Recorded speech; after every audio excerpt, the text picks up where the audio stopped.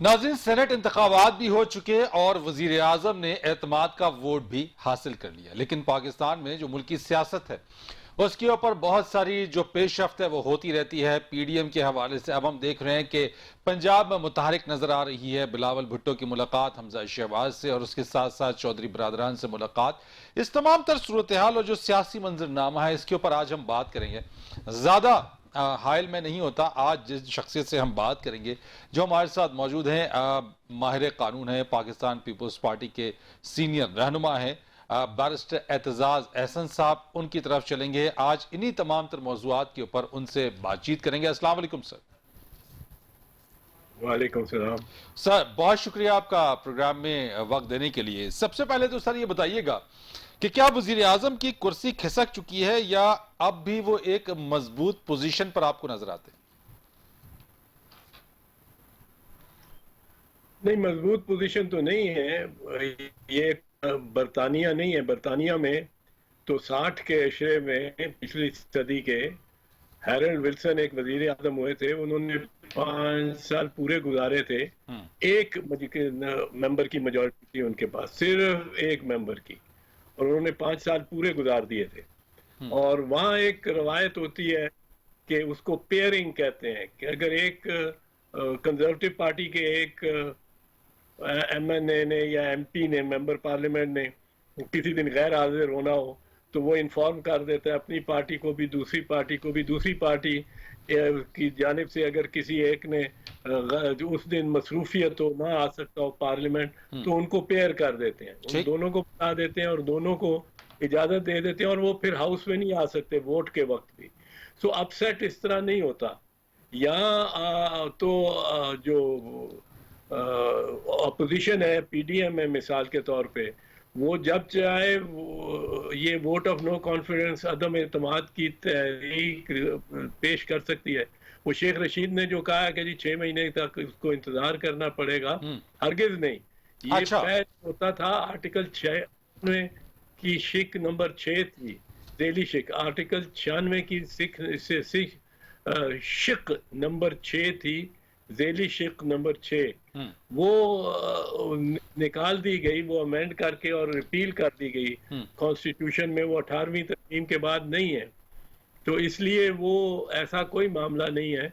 वो हर 10वें दिन चाहे हर महीने चाहे वो अदम एतमाद की तहरीक ला सकते तो हैं। सर वैसे तो कुछ लोग ये कह रहे हैं कि जिस तरह से आपने शेख रशीद साहब की बात की है, वैसे भी कहा जा रहा है कि हुकूमत को एटलीस्ट 6 माह का पीरियड मिल गया, यानी 6 माह में नहीं लाया जा सकता। बट आप कह रहे हैं कि ये अपोजिशन किसी भी वक्त चाहे तो वोट ऑफ नो कॉन्फिडेंस ला सकती है वजीर आजम के खिलाफ, और जितनी मर्तबा चाहे, कोई इसमें अब पाबंदी नहीं। पहले थी पाबंदी, ये 6 माह की थी, और आज भी कम अज कम पंजाब के सूबे में और शायद सिंध में भी जो बल्दियाती निज़ाम है उसके तहत है, उसके तहत भी 6 माह की है। अगर एक चेयरमैन या मेयर के खिलाफ आप नो कॉन्फिडेंस मोशन, अदम एतमाद की तहरीक पेश कर दें और वो आप कामयाब ना हो उसमें, और मेयर कामयाब हो जाए, चेयरमैन कामयाब हो जाए, तो फिर 6 माह के बाद तक वो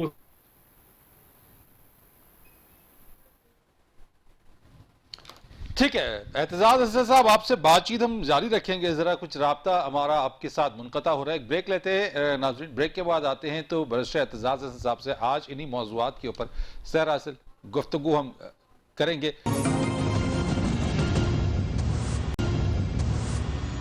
प्रोग्राम में आपको एक बार फिर खुश आमदीद कहेंगे। हमारे साथ मौजूद है बैरिस्टर एतजाज एहसन साहब। गुफ्तगू के सिलसिले को मजीद आगे बढ़ाएंगे। सर, बात हमारी हो रही थी कि एक और एलिमेंट बड़ा इंपॉर्टेंट है कि बकौल वजीर आजम साहब के 16 अफराद उनके जो पार्टी के अंदर जो अरकान थे उन्होंने अपने वोट को खुद को बेचा। ये मुझे बताइएगा कि जरा इनके खिलाफ कार्रवाई होनी चाहिए थी या उनसे एतमाद का जो वोट लिया गया वो आला अखलाकी इक़दार है? नहीं, उनके खिलाफ अगर वजीर आजम के पास तमाम शवाहिद मौजूद हैं तो उनके खिलाफ कार्रवाई होनी चाहिए थी। मासवाए इस किस्म के लोग जो इस वक्त उनके पास वापस हैं और उनको इतला दे रहे हैं, वो एक दो शायद एमएनए आए हैं जिन्होंने कहा है कि हमने या किसी ने ट्रैप करने की या वो उनकी कोई मंशा नहीं थी पैसे लेने की या वोट बेचने की। वो जो दो आए हैं उनको छोड़ के, शहरयार अफरीदी को छोड़ के, बाकियों के खिलाफ तो कार्रवाई करनी चाहिए अगर इमरान खान साहब को के पास उनके शवाहिद मौजूद हैं, क्योंकि शवाहिद मौजूद होने पड़ेंगे, क्योंकि ये बड़ा सीरियस इल्ज़ाम है। आप कल, मैं बिल्कुल मासूम भी हूँ, मेरे खिलाफ इल्ज़ाम ये लगा दें और गलत लगाएं तो वो भी तो बड़ा सीरियस मामला है ना। मेरी रेपुटेशन भी इल्ज़ाम लगाने से ही खराब हो जाएगी कि ये वोट बेचता है, और चाहे मैंने बेचा हो या ना बेचा हो। तो इसको एहतियात से, पर जब अगर ठोस हक़ाइक़ हो उनके पास तो फिर तो उनको बिल्कुल चाहिए कि वो उनके खिलाफ एक्शन लें, बनिस्बत ये कि उनके वोट लें, उनके खिलाफ एक्शन लें, उनसे वोट ना लें। पर ये है कि अगर एक्शन लेंगे तो वोट उतने कम हो जाएंगे, और इतना वज़ीर आज़म के पास नहीं है कि वो ये रिस्क ले सके। राइट सर, आपने बिल्कुल दुरुस्त कहा। ये मैं इसी चीज से जरा कनेक्ट करता हूं सर, और यही जो बात आपने कही है कि ठोस सबूत और तमाम चीजें, ये जरा बताइएगा कि वजीर आजम की जो तकरीर या फिर जो कौम से जो खिताब वो करते हैं, उसकी आईनी और कानूनी हैसियत क्या होती है सर? तकरीर है, आईनी और कानूनी हैसियत उसकी ये होती है कि वजीर आजम को पाबंद होना चाहिए, उसका जो कुछ भी उसने उसमें कहा है उसका पाबंद होना चाहिए। होना तो ये चाहिए सर, मॉरली या लीगली? नहीं, लीगली भी, मॉरली भी, लीगली भी पाबंद होना चाहिए। क्योंकि अगर मिसाल के तौर पे नवाज शरीफ की आपको तकरीर याद है, मियां नवाज साहब जब वजीर आजम, ये है वो जनाब स्पीकर, वो सबूत, वो तमाम शवाहिद और मनी ट्रेल जो दी, वो उसका बाद में उन्होंने जिक्र ही नहीं किया। फिर मनी ट्रेल कोई कतरी खत के जरिए आ गई, वो बच गई। फिर मनी ट्रेल कोई वो जो उनके साहबजादे हैं, अल्हम्दुलिल्लाह अल्हम्दुलिल्लाह कहते हुए उन्होंने एक तीसरी मनी ट्रेल दे दी। पर वजीर आजम को पाबंद तो होना चाहिए, पर हमारे यहाँ ये भी नहीं होता। जिससे आपको मैंने बताया भी, मियाँ साहब पाबंद नहीं है उस मनी ट्रेल के, जो उन्होंने कम अज कम अपने आप को समझते नहीं पाबंद, जो उन्होंने कौमी असेंबली में दी थी। ठीक है सर, सामने है, सबको याद है, कोई ये भी बात नहीं कि कोई सदियों पुरानी बात है। ये चंद साल पहले उन्होंने खुद बड़े फोर्सफुली और बड़े एतमाद और बड़े जोर शोर के साथ वो डॉक्यूमेंट्स, खबर नहीं दिए थे कि नहीं दिए थे दस्तावेजात, पर उन्होंने कहा था ये मनी ट्रेल है। और मनी ट्रेल उन्होंने जो बताई थी जबानी, माना यही जा सकता है कि वो दस्तावेजी सबूत जो उनके हाथ में थे, या वो उन्होंने दिए स्पीकर साहब को या नहीं दिए, पर वो उसी की तस्दीक करते थे जो उन्होंने जबानी एक पूरा मौक़िफ़ बयान किया था। राइट। मैं इसी तनाजुर में सर आपसे एक और सवाल पूछने जा रहा हूं, और जिसका बड़ा चर्चा हो रहा है आजकल, बड़ी डिबेट इसके ऊपर हो रही है। वो ये कि सदर ने एतमाद का जो वोट लिया गया, उस लेने के लिए जो नोटिफिकेशन भेजा, वजीर आजम और वुजरा पहले ही ऐलान कर चुके थे कि वो वोट ऑफ कॉन्फिडेंस लेंगे। आईनी हवाले से आप इसको किस तरीके से देखते हैं? आईनी हवाले में तो इससे कोई ऐसी सुकम नहीं है, सच्ची बात आईनी बात पर करें, ये कोई मुंह शगाफियां करने की बात है अगर कोई इसको कहता है कि ये बिल्कुल गलत है। क्योंकि आईनी एतबार से आपको याद होगा, मैं आपको एक याद कराऊं, 1993 में गुलाम इसाक खान और मियां नवाज शरीफ का आपस में तनाज़ा हो गया। मियां साहब उस वक्त वजीर आजम थे, और 1990 में आप मुंतखब हुए थे, 1993 में आके सदर के साथ आपका तनाज़ा हो गया। और यह बात यहाँ तक पहुंची कि सदर ने नो कॉन्फिडेंस मोशन भी मूव करने की कोशिश की, और वो बहुत सारे दस्तखत, कोई 80 MNAs जो मियाँ साहब के थे उन्होंने दस्तखत भी कर दिए, लेकिन वो बात ना बन पड़ी। तो फिर मियाँ साहब को ये कहा गया कि कल आपको डिसमिस किया जाएगा। तो मियाँ साहब ने मोहलत मांगी कि एक तकरीर मैं कर लूं, और उन्होंने तकरीर की कौमी असेंबली में, बड़ी जानदार तकरीर की, और उसमें कहा मैं कभी इस्तीफा नहीं दूंगा, मैं कभी इस्तीफा नहीं दूंगा, मुझे कहते हैं इस्तीफा दे दो। दूसरे दिन उनकी असेंबली डिसमिस हो गई। जब डिसमिस हुई तो आपने उसको चैलेंज कर दिया सुप्रीम कोर्ट में।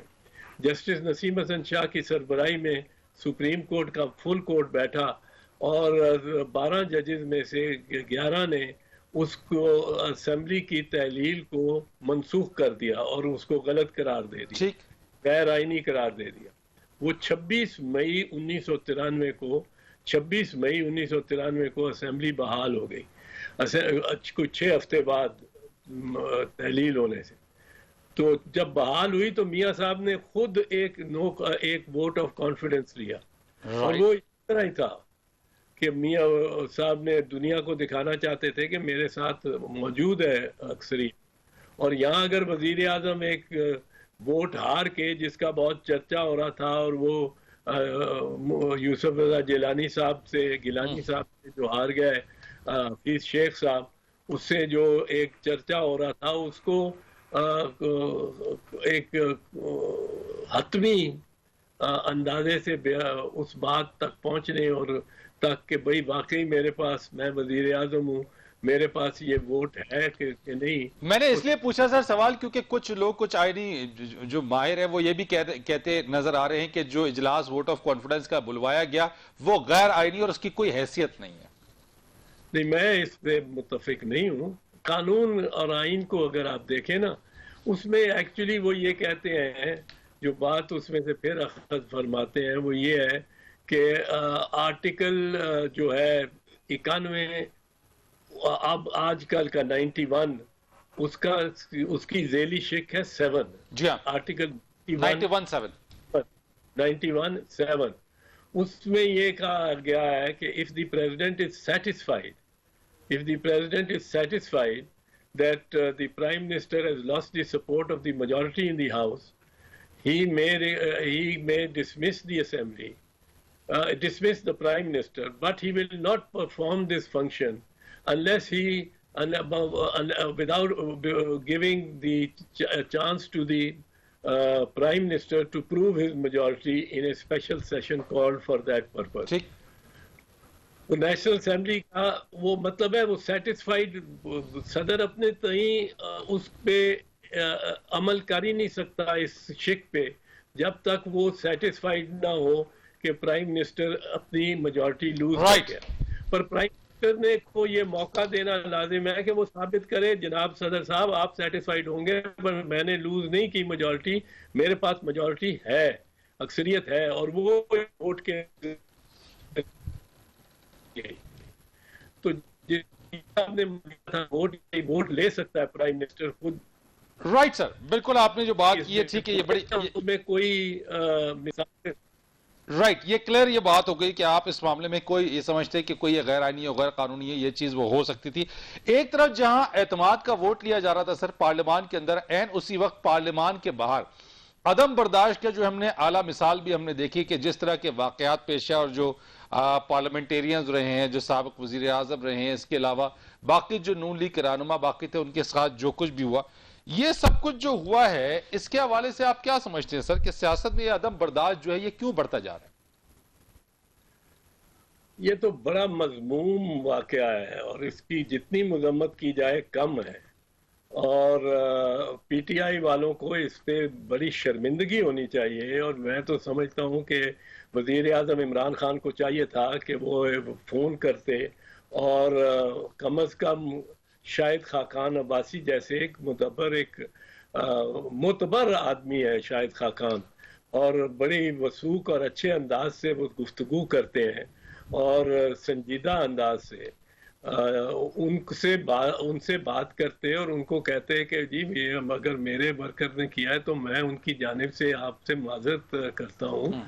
आखिरकार वो साबिक वजीर आजम रहे हैं, और साबिक जो एहसन इकबाल हैं वो भी ठीक है मुखालफत में बात करते होंगे बहुत वजीर आजम की, लेकिन वो भी एक शाइस्ता अंदाज से गुफ्तगू करने वाला शख्स है। उस जूता अगर लगाए तो शर्मिंदगी तो मुझे भी होनी चाहिए, और वजीर आजम को भी होनी चाहिए, पीटीआई वालों को भी होनी चाहिए। और इसी तरह मरियम औरंगजेब को जो थ्रेट सा मिला है, जो उनको, तो ये चीजें ऐसी हैं कि जिन पे और मैं ये चाहे ये कहा जाए, मुझे इसका इल्म नहीं है खास, कि जी ये इन्होंने कैमरे लगाए जो थे, और जहां इन्होंने प्रेस कॉन्फ्रेंस करनी चाहिए, प्रेस ब्रीफिंग पीएमएल नवाज के लीडर्स ने, वो उस अहाते पार्लियामेंट के अहाते के बाहर था और ऐसी जगह पे था जहां पीटीआई के वर्कर डेमोन्स्ट्रेट कर रहे थे, उसके करीब तर था। तो ये इश्तियाल देने की बात थी। ये पता नहीं शायद हो या ना हो, मुझे इसका वो पूरा अंदाजा नहीं, पता नहीं लग सका इससे, पर ये है कि ये कुछ भी हो। सर, इसका नुकसान आप क्या देखते हैं? अगर इस तरह के वाकयात हम देखेंगे और हमें नजर आते हैं, तो क्या आइंदा आने वाली सियासत के अंदर इसके असरात आप किस तरीके से देख रहे हैं? क्योंकि मामला अगर आज से ये कुछ है तो आगे चल के आप समझते हैं ये और ज्यादा संगीन हो सकता है? बहुत संगीन हो सकता है। ये तो अल्लाह का करम है कि बच गया इस दफा। अब आप देखें कि शाहिद खाकान जैसा वो अब्बासी है, आखिरकार मकामी उसका हल्का है, और उसने कह दिया कि जो अखबार में मैंने पढ़ा है कि मैं 62 साल का आदमी हूँ और कोई मेरे से आके लड़ना चाहे तो आके लड़ ले, उसको स्टेटर पे भेजूंगा। तो वो माशाल्लाह अल्हम्दुलिल्लाह है तो भारी भरकम और काठ वाले शख्सियत है। तो ये तक एक बंदा जो कि शाइस्तगी से बात करता है हर वक्त, उसको भी इस तरह बात करने की मतलब है वो अंगेख्त हो गया इतना। ये तो अल्हम्दुलिल्लाह कोई बात आगे बढ़ी नहीं किसी वजह से, वरना आप देखें मुस्लिम लीग नवाज की भी एक सरिश्त बदली हुई है। ठीक, वो बदली भी इस तरह आप देख सकते हैं कि वो अब पत्थर लेके आते हैं मजमे के साथ, कारों में, गाड़ियों में रख पत्थर। अब पत्थर चलाना तो हमारी 100 साल की तारीख है पॉलिटिकल पार्टीज की और जलसों की, और उनपे कोई मजमा लेके अपने साथ नहीं चलता। पत्थर भरे हुए, और पत्थर भी बड़े बड़े जो सिर फाड़ दें किसी को लगे। हमारा तो वर्कर मतलब है, हमने हजार हा पीपल्स पार्टी ने जलसे किए, हजार हा, और हमने कभी ऐसा काम नहीं किया। हालांकि और अगर हम करते तो हमारा वर्कर, हमारा भी वर्कर हमारे जलसों पे ना आता, कोई पथराव की सूरत नहीं जाना चाहता।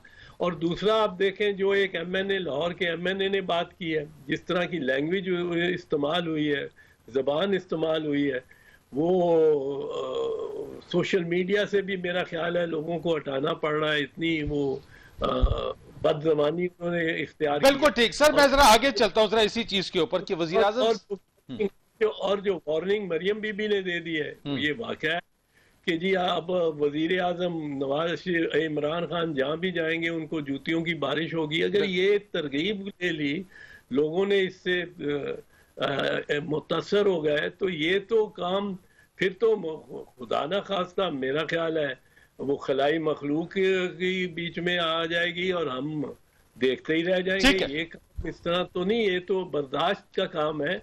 वजीर आजम को भी बर्दाश्त की से तकरीर करनी चाहिए थी। राइट सर, मैं जरा सर आगे चलता हूं थोड़ा सा कि वजीर आजम साहब ने जो एतमाद का वोट तो ले लिया, लेकिन बिलावल भुट्टो साहब ही कहते हैं कि इमरान खान कब तक कुर्सी पर रहते इसका फैसला पीडीएम करेगी। आप समझते हैं कि क्या वाकई रस्सी पीडीएम के हाथ में? देखिए, एक चीज तो अगर हम क्लियर हो जाए कि 6 महीने की पाबंदी नहीं है कि अगर आपने एक दफा आप तहरीक अदम एतमाद ले आए हैं या वजीर आजम ने एतमाद का वोट ले लिया है और उसने साबित कर दिया है कि मेरे साथ अक्सरियत है, आइए चलते हैं, साबित कर दिया है कि मेरे साथ अक्सरियत है, जो ईवान की कुल तादाद जितनी है उसकी अक्सरियत, उनमें से अक्सरियत मेरे साथ है, ये साबित भी कर दिया। फिर भी 6 महीने की कोई कैद नहीं है, और तहरीक अदम एतमाद उसके 2 हफ्ते बाद भी आ सकती है, उसके 6 हफ्ते बाद भी आ सकती है, उसके फिर 2-3 हफ्ते बाद फिर आ सकती है। ये तो अगर घुमाना शुरू कर दे पीडीएम तो बड़ी इंस्टेबिलिटी भी होगी यकीनन, और उस इंस्टेबिलिटी का नुकसान हुकूमत को भी बहुत होगा, रियासत को जो होगा सो होगा, पर हुकूमत को भी बहुत होगा। लेकिन आप समझते हैं जो जिस इजलास का बायकॉट किया, जो वोट ऑफ कॉन्फिडेंस वाली बात थी, उसमें जो पीडीएम ने बायकॉट किया, that was a smart move by the PDM? ये होना चाहिए था, इसको आप किस तरह से देखते हैं? चलो अच्छा हुआ आप बायकॉट कर दिया। मैं तो वैसे उसके से पहले तो मुतफिक नहीं था, पर अच्छा हुआ क्योंकि कोई और हादसा हो जाता, वो होते तो खबर नहीं। उनके भी कुछ पास और उनकी बेंचेस पे भी कुछ सर फिरे बैठे हैं, इधर पीटीआई में भी कुछ सर फिरे बैठे हैं। फिर कोई हमारा सर फिरा ऐसा है कि अगर आप बीबी शहीद को या चेयरमैन बिलावल को कुछ कह दें तो वो भी ब्लड प्रेशर उसका भी हो जाता है। इसी तरह उस तरफ भी कई वज़रा भी ऐसे तेज हैं कि ये तो शायद बेहतर ही हो गया है कि उन्होंने बायकॉट किया है। जो गो बायकॉट करना कोई इतना ज्यादा मेरी निगाह में मुनासिब नहीं था, पर ये मेरी जाती राय है। वहां जाके पार्टिसिपेट करके शाइस्ता से डेमोक्रेटिक प्रोसेस में शामिल रहना चाहिए था। ये जरूरी है हम सब के लिए, क्योंकि जिस तरफ जा रहा है मामला, जो लाहौर के एमएनए का लहजा है और जो इंडिया और वार्निंग मरियम बीबी ने दे दी है, वो तो मतलब है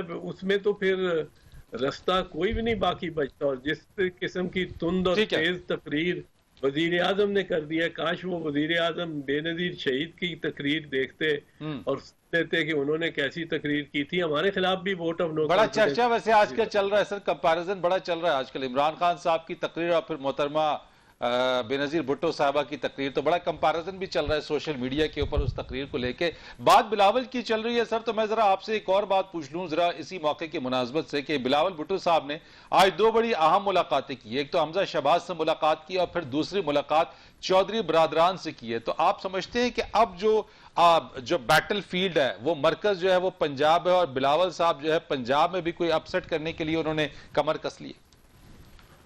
हो सकता है, मेरे से कोई, मैं इसमें अमीन नहीं हूं इन मुलाकातों की, मुहर्रक का और मुहर्रक के अलावा इन मुलाकातों में क्या बातचीत हुई है। ये लाहौर में तशरीफ लाए चेयरमैन बिलावल, तो उन्होंने अच्छा किया है दोनों से मिलना। हमजा शरीफ रिहा होके आए हैं बड़ी अरसे बाद, तो उनसे मिलना, और ये he is the leader of the opposition in the Punjab assembly. इसी तरह परवेज इलाही और शुजात साहब से मिलना भी अच्छी बात है कि वो स्पीकर है कौमी असेंबली में, गवर्नमेंट के अहला ही हैं। और अगर आप कुछ करना चाहते हैं पंजाब में, अगर वोट ऑफ नो कॉन्फिडेंस वगैरह, तो उनसे बात करनी। वो भले इनकार कर दें, क्योंकि खबरों में यही आया है मीडिया पे जो है कि उन्होंने कहा है कि हम गवर्नमेंट के साथ ही हैं। उनकी अपनी बात है, पर उनसे मिलना अच्छी बात है। और तो लाहौर में आके अपने हरीफों को भी और मुखालिफिन को भी मिलना। ठीक। और तो सर ये पंजाब में हुकूमत को गिरा देना ज्यादा आसान है या फिर मरकज यानी वफाक में ज्यादा आसान होगा ऑपोजिशन के लिए?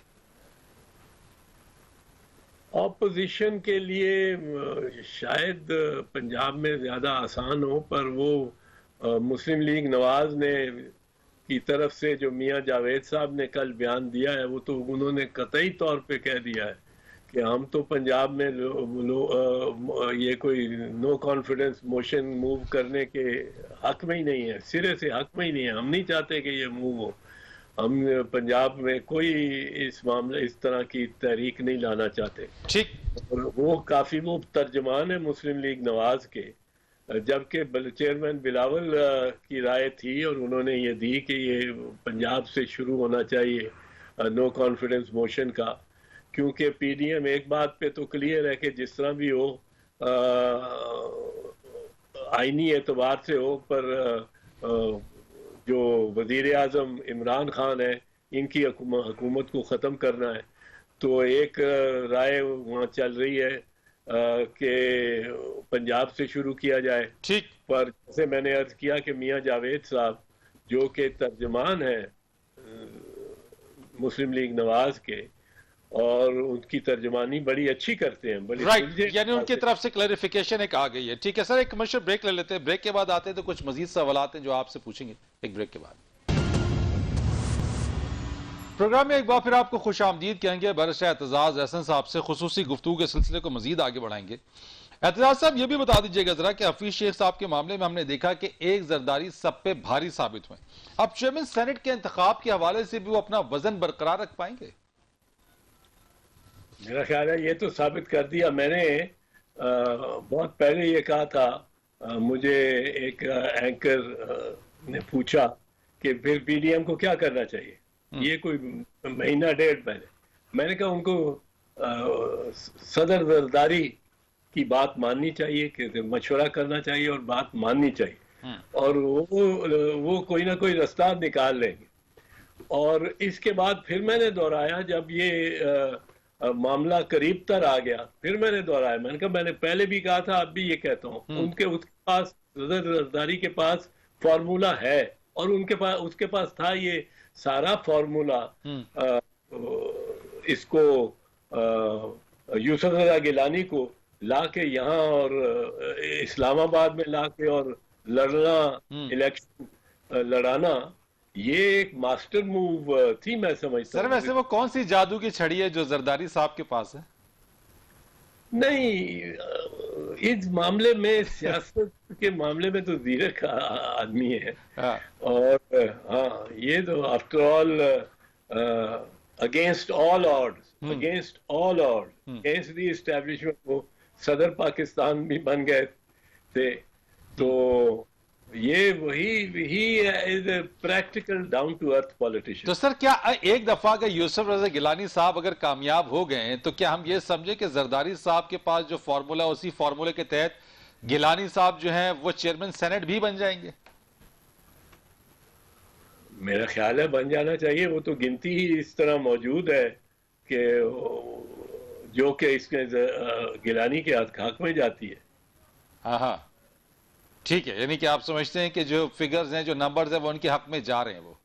हाँ, और आप देखें ना, जो गिलानी को आप लें, उसमें 100 कमजोरियां होंगी। मैं ये बात नहीं कहता हूँ कि वो परफेक्ट आदमी है, पर जब आप उसको वोट इलेक्ट्रेट देखते हैं कि इलेक्ट्रेट है एमएनएज, और दूसरी तरफ है फीस शेख, जिसने किसी के साथ हाथ भी नहीं मिलाया। वो एमएनए 3 एमएनए से या 4 एमएनए से ज्यादा के नाम भी नहीं जानता होगा वो। और गिलानी ने जो, जब प्राइम मिनिस्टर था गिलानी, तो गिलानी हर रोज पूरा सेशन पार्लियामेंट का बैठता था। वहां आप बैठे हुए हो तो एमएनए कोई साथ की सीट पे आ जाए और गुफ्तगू कर सकता है, बात कर सकता है, अपने हल्के के मसाइल बता सकता है, उससे कुछ डायरेक्शन ले सकता है, कोई ऑर्डर ले सकता है। ये बड़ा फर्क था। अच्छा सर, ये जरा बताइएगा कि एक और मामला भी है जरा, कि यूसुफ रजा गिलानी साहब की जो जीत का जो नोटिफिकेशन, उसके हवाले से पीटीआई ने जो इलेक्शन कमीशन में जो दरखास्त दायर की हुई है, मुझे बताइएगा कि अली गिलानी साहब ने अपनी मुबैना जो वीडियो, इसका एतराफ भी किया एक प्रेस कॉन्फ्रेंस के अंदर, और दूसरी तरफ मरियम नवाज साहबा ने भी ये कहा कि नून लीग का वोट चला। तो आप समझते हैं इलेक्शन कमीशन पीटीआई की दरखास्त पर यूसुफ रजा गिलानी साहब का नोटिफिकेशन रोक सकता है? देखें, ये तो कमालात इसमें मैं हमारे देखते देखते ही हुआ है। पहले होता था कि अगर इलेक्शन रिजल्ट डिक्लेयर हो जाए तो कोई स्टे नहीं था ग्रांट होता।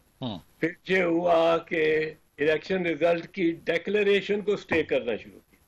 फिर डिक्लेयर हो गया रिजल्ट, तो इलेक्शन के नोटिफिकेशन को, बल्कि एक दफा एक दो ऐसे मामलात भी हैं कि उसकी कंसोलिडेशन रिजल्ट्स को, उसको स्टे कर दिया, फिर ये नोटिफिकेशन को स्टे कर दिया, फिर ओथ टेकिंग को स्टे कर दिया। अब डालते तो हर मरहले पर, किसी मरहले पर ये कर ले, इसका अंदाजा नहीं लगाया जा सकता। ये नारवा बात है, पर अब वो एक्सरसाइज अथॉरिटी इस तरह करने लगे।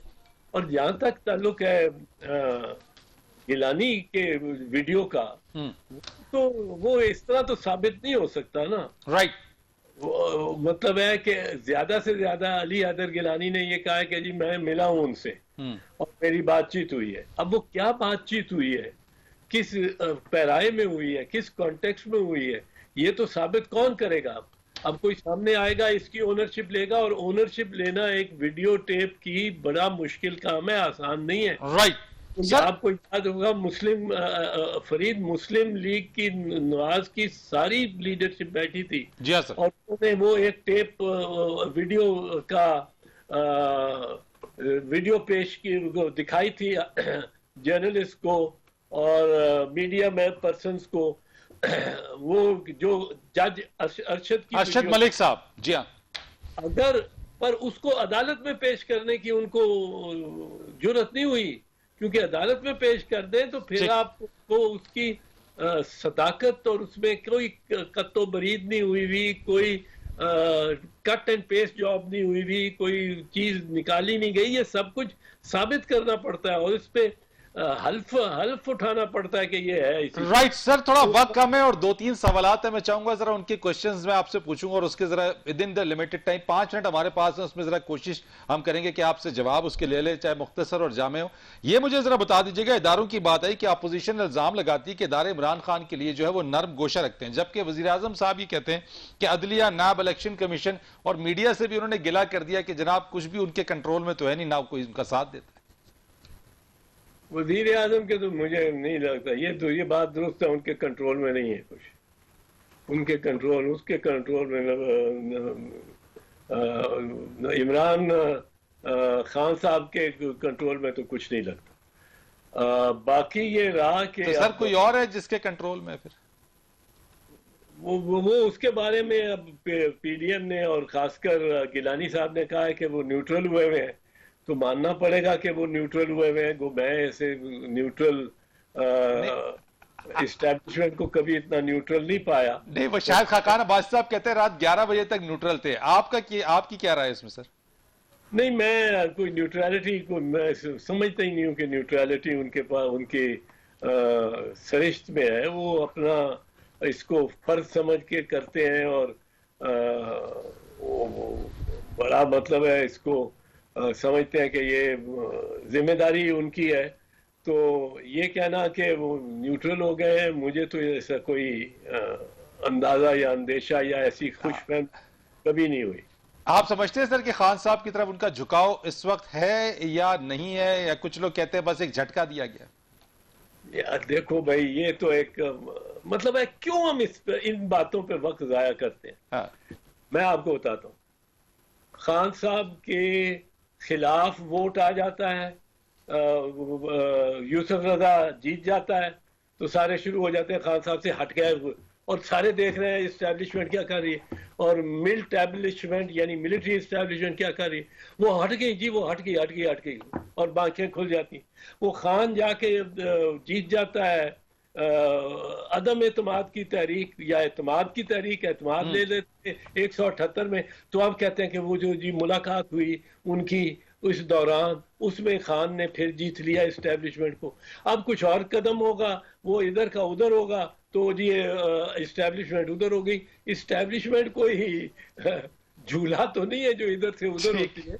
यूं हर बात पे इतना हमें गौर इस पे नहीं करना चाहिए। राइट सर, जो इस वक्त पीडीएम का प्लेटफॉर्म है जी, अपना घर हमें साफ और सुथरा रखना चाहिए, अपनी सियासत को साफ रखना चाहिए।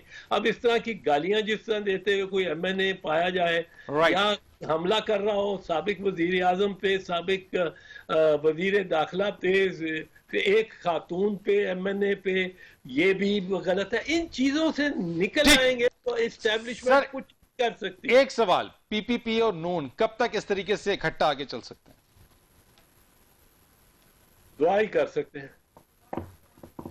मियां नवाज शरीफ साहब के आने की कुछ खबरें हैं सर, कुछ अफवाहें गर्दिश कर रही हैं? मुझे क्यों इतला देंगे वो आने की अपनी मेरा नहीं ख्याल वो अब आते हैं। कुछ खबरें आ रही है सर कि उनके आने के हवाले से, आप समझते कहीं से इशारा मिला होगा उन्हें?